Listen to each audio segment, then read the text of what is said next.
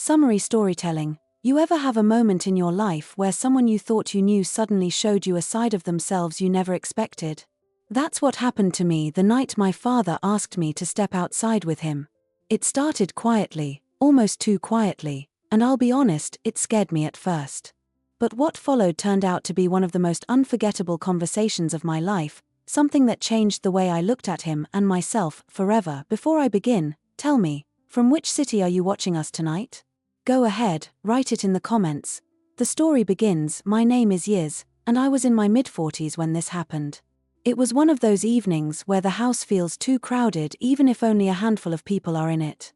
My siblings and I had all gathered at my parents' home for dinner, the kind of evening filled with laughter that sometimes feels just a little too loud, like we were all trying to talk over old ghosts. I remember glancing across the table and noticing my father. His face looked calm, but I could tell his thoughts were elsewhere. His eyes lingered on me longer than usual, as if he was waiting for the right moment. When dinner was over and everyone scattered, some to the living room, some to the kitchen, he leaned in close, his voice just above a whisper. "Come with me," he said. There was something in his tone that made my stomach flutter, not in fear exactly, but in unease. My father had always been a man of few words, the kind who carried more silence than sentences. For him to ask me to step away from the noise meant something. I followed him, my heart thudding in my chest. We walked out to the backyard, the night air cool and sharp against my skin. He didn't say much at first. Just led me down the narrow stone path, past the old oak tree where I used to swing as a little girl. His hands were tucked in his pockets, his shoulders slightly hunched. I could feel my nerves rising with each step. Finally, we reached the far corner of the yard, a quiet space lit only by the faint yellow glow of the porch light. I hadn't been back there in years, not since my teenage days when I'd sit under that oak to write in my journals. "Sit," he said, nodding toward the old wooden bench. I sat, my palms pressed against the cool wood, while he stood for a moment, staring off into the dark sky. Then, he turned to me. His eyes were different, softer, but also heavier, like they carried the weight of decades. "You've grown into someone strong," he said quietly. "Stronger than I ever thought you'd need to be." I didn't know what to say. Compliments from my father weren't common. Praise, in our house, was always given in fragments, never whole sentences. So to hear that from him, it startled me. I nodded, waiting. He sat down beside me, not too close, but close enough that I could feel the warmth of him. For a long moment, we both just listened to the crickets. It was the kind of silence that begs to be broken, yet neither of us rushed. "You were scared of me, weren't you?" he asked suddenly. His words hit me like a stone tossed into still water. I opened my mouth, closed it, and then nodded. "When I was younger, yes. You were strict. Quiet. I never knew what you were thinking." He sighed, leaning back against the bench. "I thought I was protecting you. Protecting all of you. But maybe I just built a wall too high." Something in my chest ached at the way his voice cracked. It was rare to hear such honesty from him. For so long, he had been this unshakable figure, stern, controlled, the man who worked 3 jobs to keep us afloat. To hear him admit he might have made mistakes was almost too much for me to take in. I found myself saying softly, "I didn't understand you back then. I think I was more afraid of disappointing you than anything else." His eyes met mine, and for the first time in a long time, I saw not just my father but the man behind him. A man who carried regrets. A man who loved deeply but had never quite known how to show it. The night air wrapped around us, and suddenly that scary feeling I had at the beginning started to shift. What I felt now was connection. A bridge forming between us, one that had been waiting years to be built. He reached out, hesitating, then gently placed his hand over mine. It wasn't something he often did, touch was never his language. But in that moment, it said everything words couldn't. I sat there, quiet, letting the weight of the moment settle inside me. For the first time, I realized my father wasn't the figure I'd built up in my mind all these years. He was human. Vulnerable. And maybe, just maybe, he was trying to show me that side of himself. That night, under the dim glow of the porch light, I felt something change inside me. Fear had turned into understanding. Distance had turned into closeness. And though I didn't know where the rest of the night would lead, I knew this was only the beginning. The night stretched quietly around us, as if the world itself had decided to step back and let us be. My father's hand remained over mine, steady and warm, though I could feel the hesitation in it, like he was still unsure if I'd pull away. I didn't. In fact, I surprised myself by holding his hand tighter, almost as if I wanted to reassure him that I was ready for whatever he needed to say. He cleared his throat, the way he always did when words were hard to find. "There are things I never told you," he said, his voice low.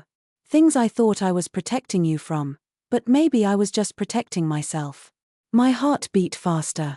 All my life, I had grown used to his silence, to his way of turning emotions into chores or long hours at work.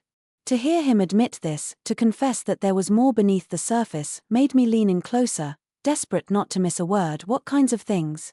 I asked softly. He exhaled slowly, his gaze drifting to the stars that were just beginning to pierce the night sky.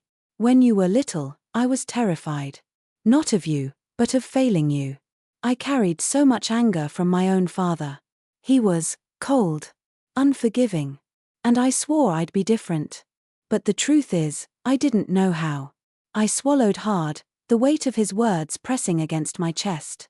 Memories came back in flashes, the way he'd stand silently at the edge of my school plays, never clapping but always there, the stern look he gave me when I came home late as a teenager, a look that felt like punishment but now seemed more like worry in disguise. "You didn't fail me," I whispered. He turned, his eyes searching mine, and in them I saw the boy he must have once been, the son before he became a father. "Maybe not. But I know I scared you.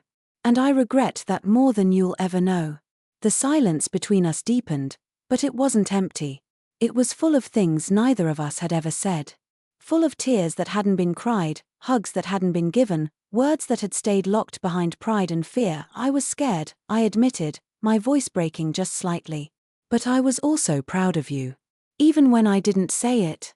You worked so hard for us, and I always felt like maybe I wasn't enough to deserve it." His head snapped toward me, his expression fierce in a way I hadn't seen before. "Don't ever think that. You were more than enough. You were my reason." His voice cracked on the last word, and I felt a lump rise in my throat. It startled me, the rawness in him. My father, the man who built walls around his feelings higher than any fortress, was showing me his cracks. And instead of making him look weaker, it made him seem stronger, human in a way I had longed to see. The night grew colder, and I rubbed my arms, trying to chase away the chill. Without a word, he shrugged off his old jacket and placed it over my shoulders. The fabric smelled faintly of tobacco and sawdust, a scent that pulled me back to childhood, when I'd sit in the garage and watch him fix things with his calloused hands. We sat there, wrapped in the weight of memory, until finally he said, "There's something else." His voice dropped even lower.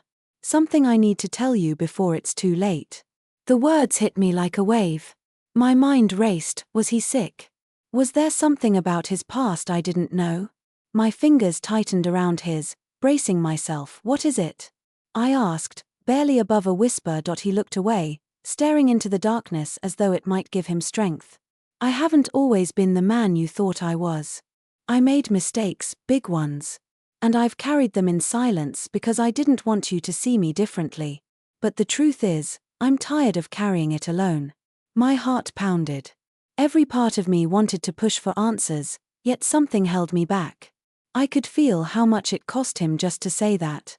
"I didn't want to rush him, Dad," I said gently. "You don't have to be perfect for me.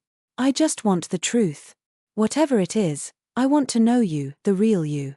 He closed his eyes, his jaw tightening as though holding back years of pain.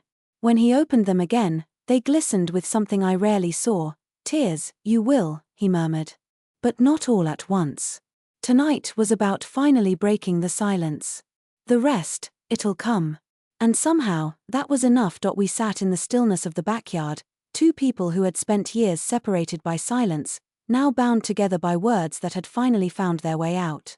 I felt a strange mix of fear and relief, like standing at the edge of something vast, unsure if it would swallow me whole or set me free. For the first time in my life, I realized my father and I weren't just family, we were two souls learning how to find each other again, after years of being lost. And though I didn't yet know where this path would lead, I knew I was ready to walk it with him. The following days after that night felt strangely different. It was as if a door had opened between us, one that had been locked for decades. My father and I didn't speak much about what had happened right away, but there was a shift. He lingered longer in conversations, looked me in the eye more often, and when he said my name, it carried a gentleness I hadn't noticed before. A week later, he called me. His voice was rough, like gravel. "Yiz," he said, "I need you to come over. There's something I need to tell you." I hesitated for only a moment before agreeing. When I arrived, the house was quieter than I'd ever heard it. My mother had gone to visit her sister, and my siblings were nowhere around. It was just us. He was waiting in the living room, the curtains drawn, the light dim. I sat across from him, my hands clasped tightly in my lap. The silence between us was thick, but not the kind that kept us apart anymore. This silence was heavy with anticipation. He took a deep breath. "I've carried a lot of shame in my life. And I don't want to leave this world with you not knowing who I really was. Not the man you thought you saw, but the one I've been hiding." I leaned forward, my chest tight. "Then tell me," I said softly. "I can take it." His eyes flickered with pain before he finally spoke. "When I was your age, I made choices I'm not proud of. I drank too much, fought too often, and hurt people who cared about me. There were nights I didn't come home, nights when your mother was left wondering if I ever would." The words landed heavily.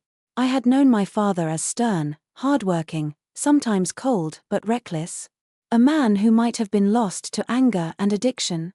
That was not the image I had carried all my life. "I thought I left that behind before you were old enough to remember," he continued. "But the truth is, the shadows of who I was never left me. Every time I raised my voice too sharply, every time I turned away instead of hugging you, I was afraid of letting that old part of me come out again." I sat there, stunned. My father, the pillar I had leaned on, was revealing himself as deeply flawed, as human as anyone else. And yet, instead of making me love him less, it pulled me closer. "You changed," I whispered. "You became the man who worked for us, who provided for us. Doesn't that mean something?" His mouth curved into a sad smile. "It means I tried. But I never forgave myself. And I think that's why I was so hard on you. Because I didn't want you to inherit my mistakes. I didn't want you to ever feel the same failures I carried." I blinked back tears, realizing how much of my own life had been shaped by that silence. The pressure to be perfect, the fear of letting anyone down, it hadn't come from nowhere. It had been passed to me through his unspoken regrets. "I wish you'd told me sooner," I said. "All those years I thought you were just distant. I thought I wasn't enough." His eyes softened, filled with sorrow.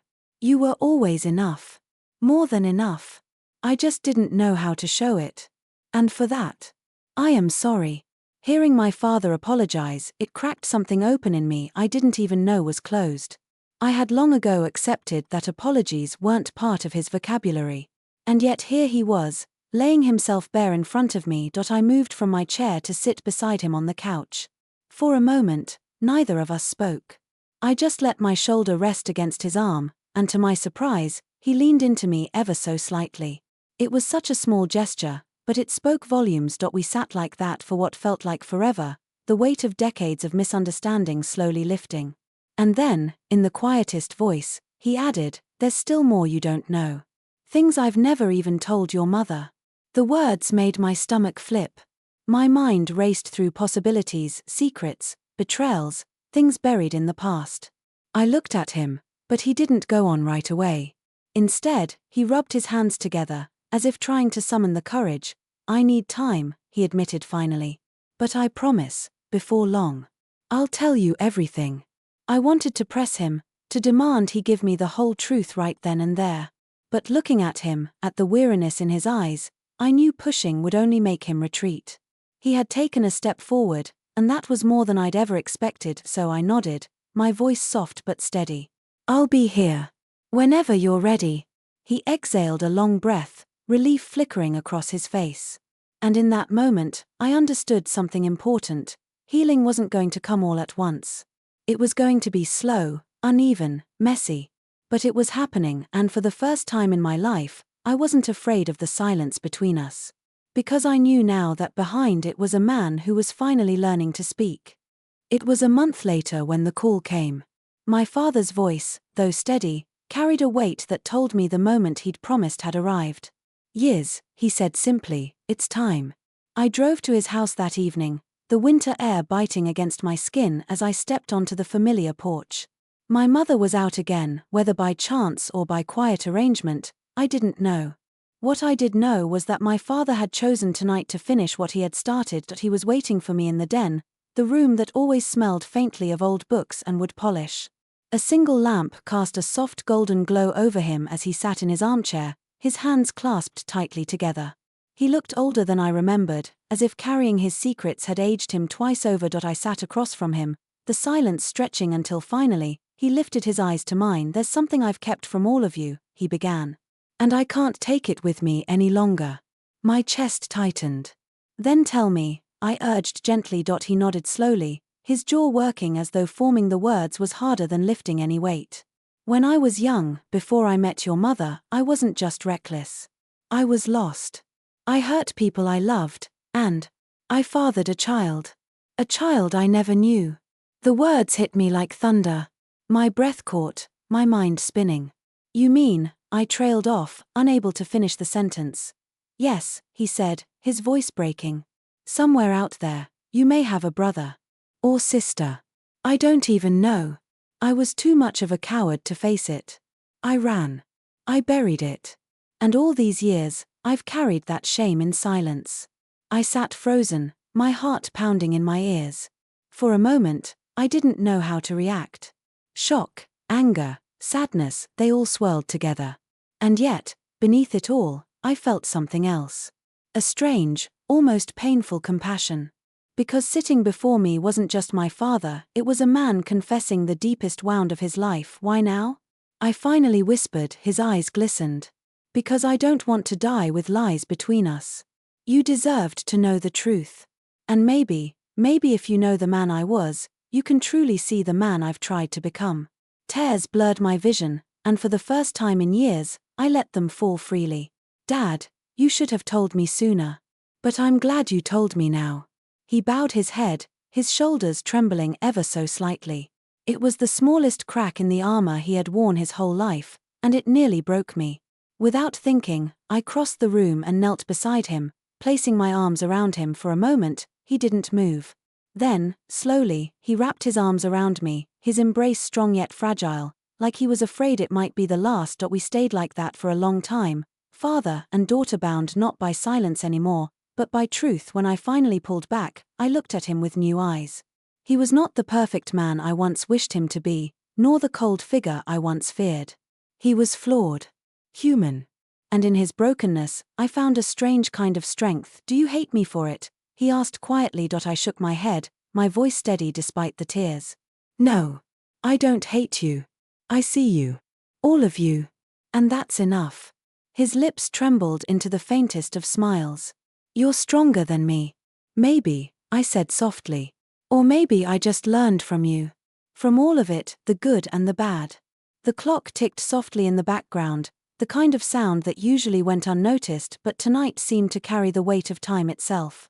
We sat together in that dimly lit room, the past laid bare between us, and for the first time in my life, I felt no distance from my father. Only closeness. As I left later that night, stepping back into the cold air, I carried with me a mix of emotions I couldn't quite untangle: grief for the years we had lost, relief for the truth finally spoken, and a quiet hope that even in our imperfection, love had found its way through. And though the journey had been long and painful, I realized something important. Sometimes the scariest moments, the ones that begin with fear and silence, are the ones that lead us to the deepest connections. That night, I didn't just walk away as a daughter who finally knew her father. I walked away as a woman who had discovered something about herself, that forgiveness, even for the hardest truths, is what makes us whole.